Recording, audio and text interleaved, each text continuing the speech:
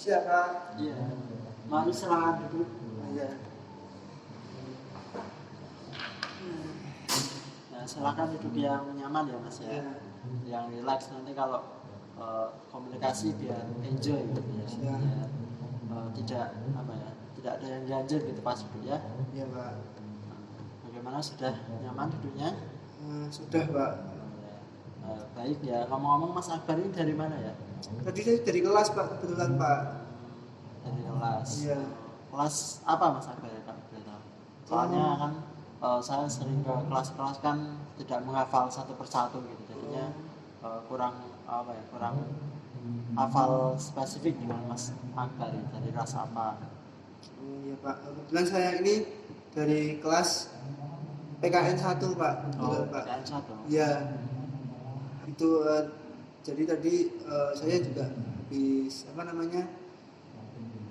pelajaran itu materinya Bu Heni sama Pak Ilham tadi, Pak. Jadi terus ya saya langsung kesini aja, Pak. Soalnya apa ya, Pak, akhir-akhir ini tuh saya ada yang kurang nyaman loh, Pak, di badan saya. Jadi kayak saya mau meluapkan sesuatu tapi saya bingung itu apa gitu, Pak. Itu saya kayak gimana, Pak? Terus saya juga bingung juga. Saya mau cerita ke siapa, terus saya mau curhat ke siapa, terus mau menemukan solusinya itu siapa gitu ya, bingung. Makanya terus ya udah ya kesini aja, Pak, gitu. Karena gitu. Jadi Mas Akbar ini baru istirahat ya berarti ini ya? Iya, tadi kebetulan jamnya habis, terus istirahat, terus makanya saya segera kesini, Pak. Sudah sarapan belum ya? Kok langsung kesini itu kan misalnya kan istirahat kan lapar atau mau jajan-jajan dulu. Kalau mau jajan dulu ya silahkan, monggo. Kalau masih lapar atau belum sarapan ya. Sudah sarapan belum dari rumah? Kebetulan tadi pagi udah makan sih, Pak. Tadi kan istirahatnya maksudnya jam siang tuh, Pak. Iya. Ya gimana? Sebenarnya saya mau makan, cuman karena sudah nggak kepikiran buat pengen makan lagi karena saya merasa kayak cemas gitu, jadi ya udah saya langsung sini aja, makannya agak nanti, wae. Berarti udah agak nggak nafsu makan gitu ya? Iya, Pak, sampai nggak nafsu makan juga, Pak, gitu. Kalau badannya sehat Mas? Kalau badan kebetulan sehat, alhamdulillah ya, Pak, sehat. Cuma ya tadi kayak pikirannya itu merasa kayak kurang nyaman.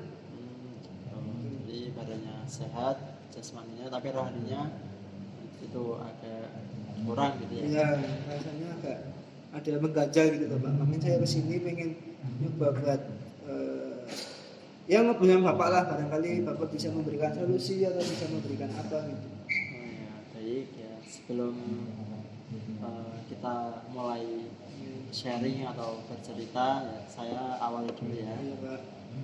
Jadi kita kali ini akan melakukan yang namanya konseling ya. Kira-kira sudah tahu belum ya apa itu konseling? Mungkin Mas Akbar sudah pernah dengar dari temennya atau dari orang tuanya atau dari guru-guru mapel yang lain konseling itu apa gitu. Kalau konseling secara apa ya, sepengetahuan saya itu kayak mungkin kayak tempat buat ngobrol gitu aja sih, Pak. Soalnya kadang kalau saya dengar dari teman-teman, kalau kamu merasa pikiranmu kurang enak atau apa, atau misalnya kamu punya pikiran yang mengganjal, mending kamu konseling aja gitu. Cuma saya sebenarnya kurang paham sih, Pak, konseling yang sebenarnya itu kayak gimana gitu, saya kurang paham sih, Pak. Berarti cuma sebatas tahu-tahu saja. Iya, cuma tahu-tahu gitu. Berarti yang menyarankan sini juga teman-temannya. Iya, kan ya itu teman sama itu sih, Pak, dari beberapa guru juga. Kamu kalau kayak gini terus, coba kamu konseling gitu. Saya juga mikir konseling apa, Bu, gitu ya. Coba kamu masuk ke ruang BK dulu, nantilah kamu bisa tahu apa itu konseling dan manfaatnya apa gitu katanya. Oh baik, berarti di sini Bapak bantu jelaskan ya. Iya, Pak. PK. Jadi PK ini adalah bimbingan dan konseling. Jadi untuk pelayanannya sendiri itu ada bimbingan, ada konseling.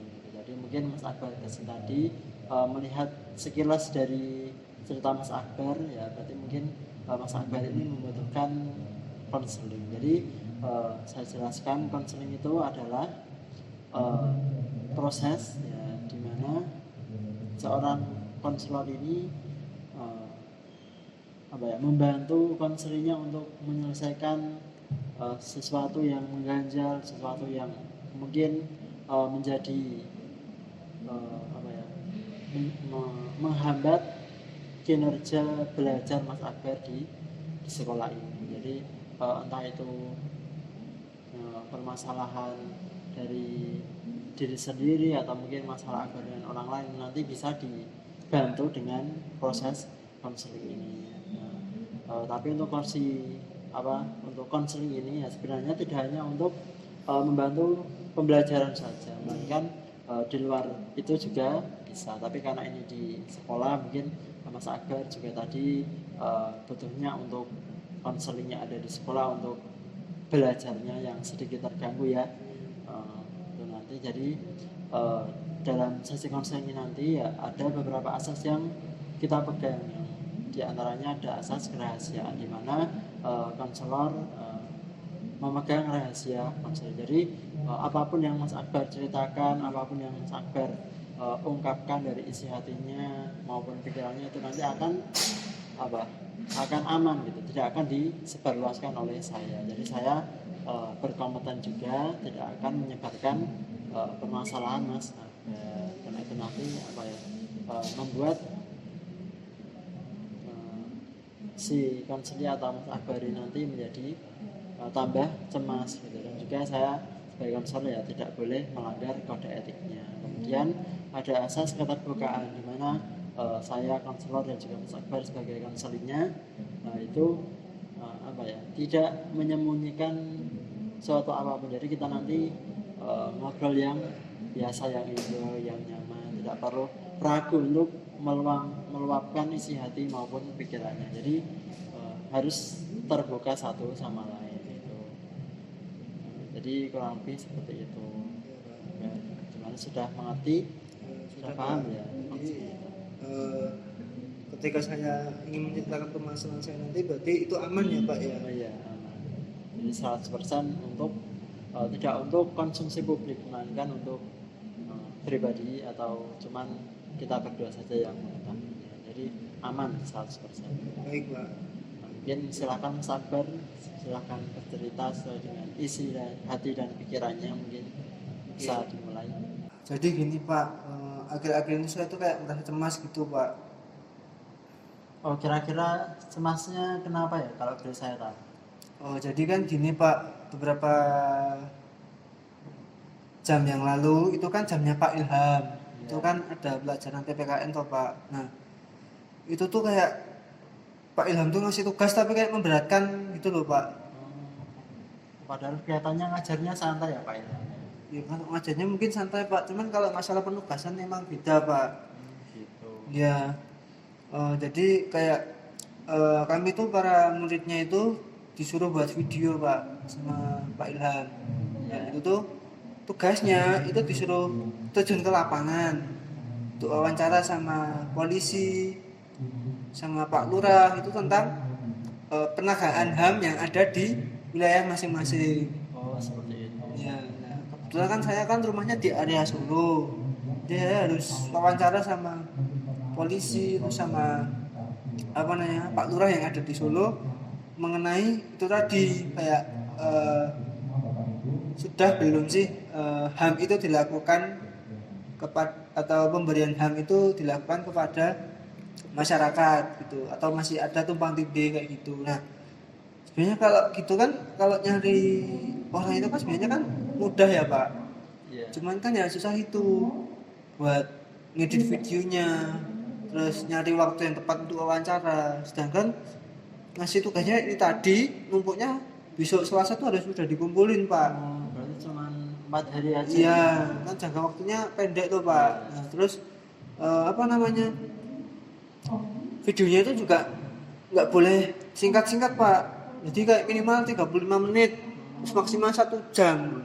Lama juga ya. Iya, nah kalau nggak bisa buat video dengan bener kan hasilnya cuma dikit tok Pak jadinya.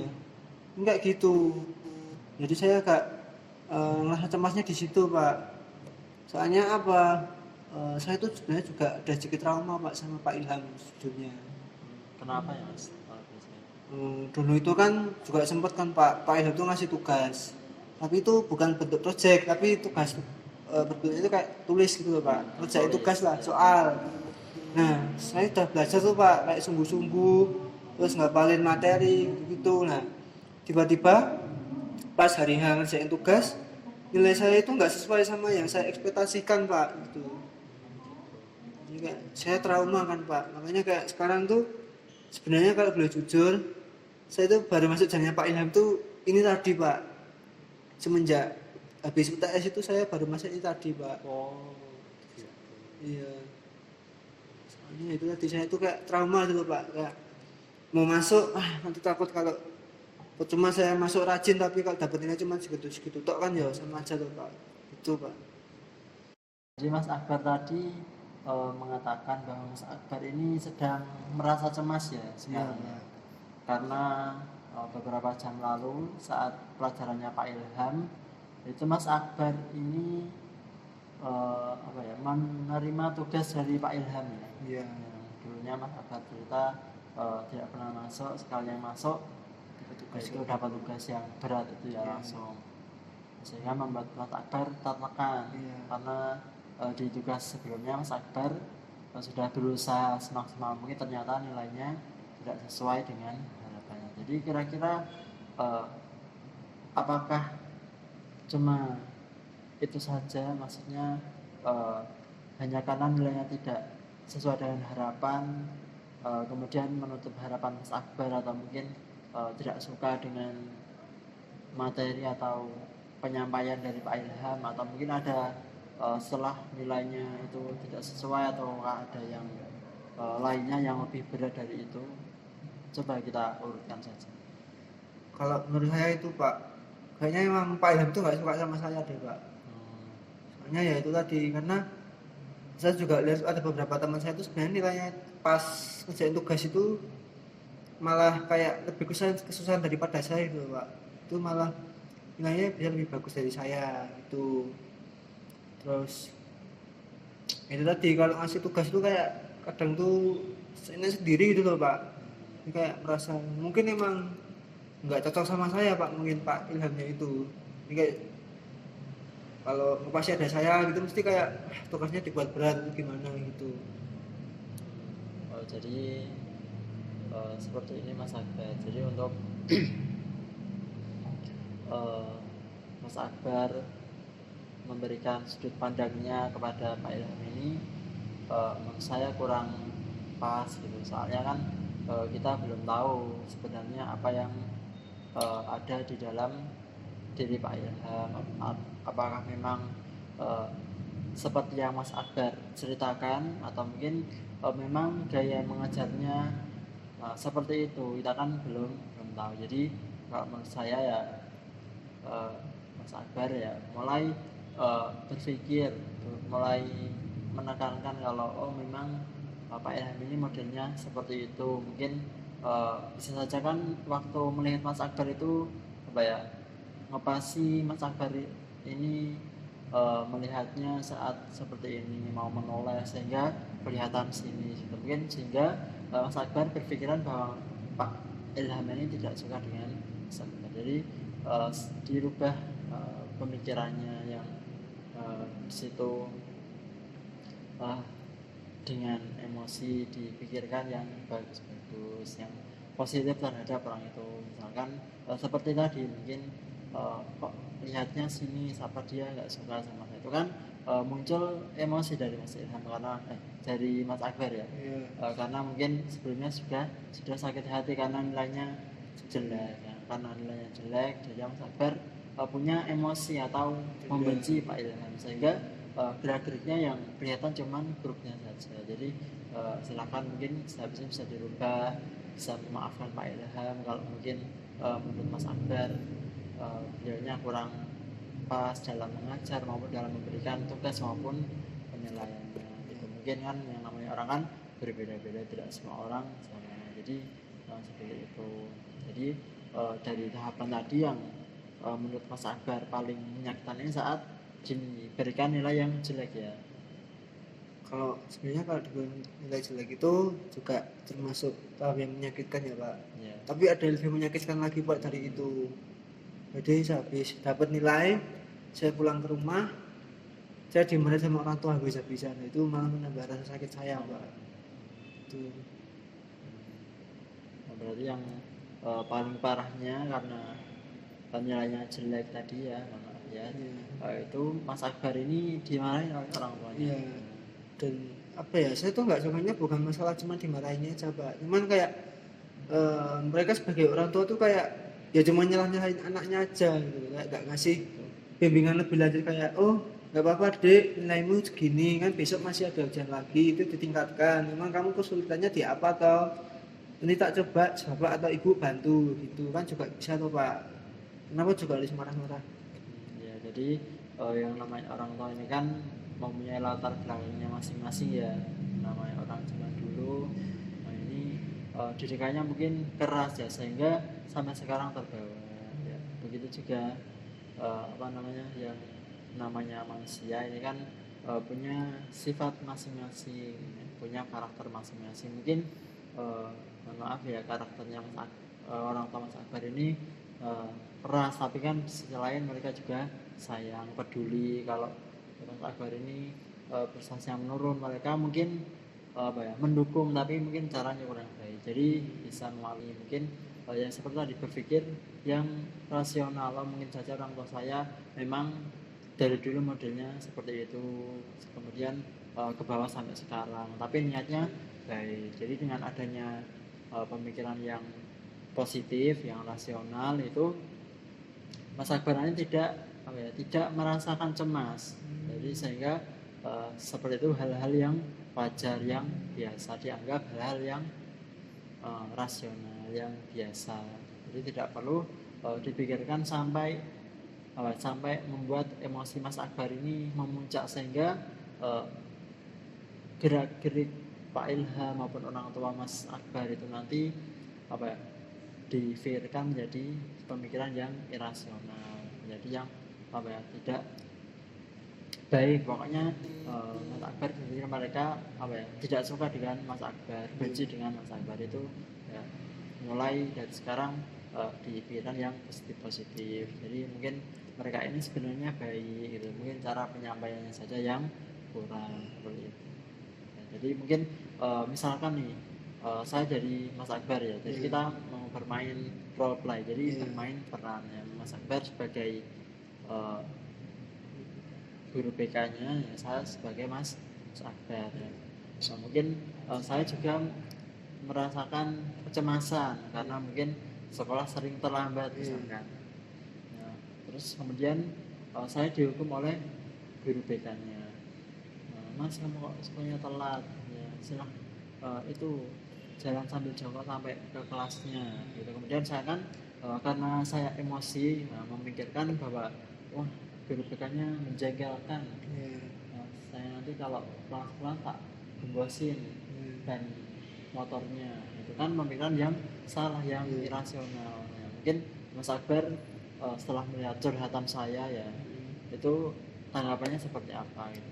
Ya mungkin kalau saya jadi guru BK-nya, mungkin ya saya akan memberi saran kayak seharusnya kamu nggak boleh berpikir seperti itu, karena kan setiap sebab itu setiap akibat itu pasti ada sebabnya. Kayak tadi kan mungkin kalau dari cerita maaf bapak tadi kan anaknya terlambat, makanya kan dia dihukum sama guru BK gitu kan. Makanya itu sebenarnya sudah bagus. Terus kalau untuk yang langkah mau mengempesin kendaraan dari guru BK-nya itu menurut saya juga salah, ya kan itu malah membuat masalah menjadi makin besar. Jadinya lebih baik hal seperti itu nggak usah dilakukan, cukup kita lebih banyak mengevaluasi diri sendiri. Nah, kalau menurut saya seumpama saya menjadi guru BK, saya akan mengatakan demikian Pak. Nah seperti itu. Nah, jadi bagaimana yang saya lakukan sama seperti Mas Akbar. Jadi ketika Mas Akbar di situ sedang menerima cobaan, mungkin sedang ada masalah apapun itu, diusahakan emosinya ini dikurangi terlebih dahulu, kemudian baru memikirkan hal-hal yang rasional yang positif, sehingga seperti Mas Akbar tadi ya, bisa memberikan saran kepada orang lain. Bahkan nanti karena Mas Akbar tadi kan memerankan sebagai kebijakan tanpa emosi, netral gitu ya, jadi emosinya biasa stabil itu, sehingga cara berpikirnya juga bisa rasional. Tapi kalau mohon maaf seperti Mas Akbar tadi, waktu datang ke sini dengan penuh emosi yang cemas dan emosi marah karena tugasnya banyak, kemudian dari orang tua juga kurang mendukung ya, nah, itu sehingga pemikiran-pemikiran yang datang dalam diri Mas Akbar ini yang irasional, yang tidak sesuai dengan realita, tidak sesuai dengan fakta yang ada itu kan. Jadi kan merugikan Mas Akbar, kemudian orang lain juga, itu dirugikan. Jadi lebih baik Mas Akbar menenangkan diri dulu, kemudian bisa melanjutkan aktivitasnya. Kemudian ketika Mas Akbar di situ masih cemas atau mungkin masih bingung, itu bisa melakukan meditasi, mungkin dengan cara menyendiri, kemudian sambil merenungi masalah-masalahnya gitu. Jadi bisa merelakan diri gitu. Jadi tidak perlu dengan emosi. Jadi kan ini dari pemikiran Mas Akbar kan sudah clear ya, sudah terbuka. Jadi caranya seperti itu. Jadi harus berpikir yang rasional, yang positif, yang negatif dikesampingkan dulu. Kemudian tadi di cerita Mas Akbar saya juga mendengar bahwa Mas Akbar ini sering membolos ya. Iya Pak. Saat pelajaran Pak Ilham ya. Iya. Jadi baru masuk, sekali masuk dapat tugas yang banyak. Iya. Gitu Pak. Jadi perilaku membolos ini, itu akan merugikan diri Mas Akbar sendiri dan juga orang lain, termasuk gurunya. Gurunya kan punya tanggung jawab menyampaikan ilmunya sesuai kurikulum ke semua siswa. Karena adanya Mas Akbar yang bisa membolos, sehingga tanggung jawab guru ini tidak terselesaikan karena ada satu orang yang tidak mengikuti pelajarannya. Jadi untuk kedepannya ya mungkin Mas Akbar dengan berpikiran yang rasional mungkin bisa tahu negatifnya dan juga hal-hal yang positifnya, apa resiko membolos, kemudian kalau tidak membolos hasilnya apa. Mungkin Mas Akbar bisa menceritakan, bisa berpendapat kalau membolos ini akibatnya apa gitu yang mungkin dirasakan Mas Akbar. Jadi kalau menurut saya apabila saya membolos itu nanti contoh efeknya nanti ya mungkin saya nggak bisa dapat ilmu yang bermanfaat, terus saya juga nggak dapat nilai, soalnya kan kalau sekolah pasti ada PR kan, terus mengerjakan segala macam gitu Pak. Itu terus yang pasti ketinggalan pelajaran, terus absensinya nggak runtut, jadi kayak mungkin kayak bisa beresiko buat nggak naik kelas Pak. Itu terus lagi ya, ini udah sih Pak, kalau setahu saya itu. Jadi dengan adanya perilaku membolos tersebut, Mas Akbar kan sudah mengerti konsekuensinya. Ya. Jadi selain itu juga orang Mas Akbar juga ya dirugikan karena mungkin sudah memberikan fasilitas untuk bersekolah, dari alat-alat sekolah maupun kendaraan dan juga uang saku, itu kan juga memerlukan biaya yang banyak. Jadi orang tua berharap Mas Akbar ini bisa jadi orang yang sukses, lebih sukses daripada kedua orang tua Mas Akbar tadi. Jadi agar kita bisa tidak merugikan dari pihak manapun, dari diri Mas Akbar maupun orang lain, jadi orang tua dan juga guru ya, mungkin Mas Akbar kedepannya bisa lebih rajin lagi, lebih mentaati peraturan sekolah. Jadi mungkin untuk sesi konseling selanjutnya mungkin kita bisa evaluasi lagi apakah di situ Mas Akbar sudah mulai masuk kembali, mulai tidak membolos-bolos lagi. Kemudian cara pandang Mas Akbar, cara berpikirnya juga sudah rasional atau belum. Itu nanti kita evaluasi di pertemuan berikutnya. Jadi Baik, Pak. mungkin berhubung waktunya juga sudah mau masuk pelajaran lagi, kita akhiri sesi konseling pada pagi hari ini. Ya, Pak. Terima kasih ya Pak. Sebelumnya saya sudah diluangkan waktunya untuk saya bercerita dan memberikan solusi Pak. Nggak apa-apa, santai aja. Kalau ada mau cerita apa-apa lagi juga ke sini nggak apa. Kalau mau jajan kemudian mau ngobrol nggak ke sini juga nggak apa-apa, boleh bebas sih ya. Yang penting Mas Akbar nyaman, bisa meraih prestasi dan membanggakan kedua orang tuanya ya. Ya Pak. Baik, Pak. Terima kasih Pak. Ya, iya ya Pak.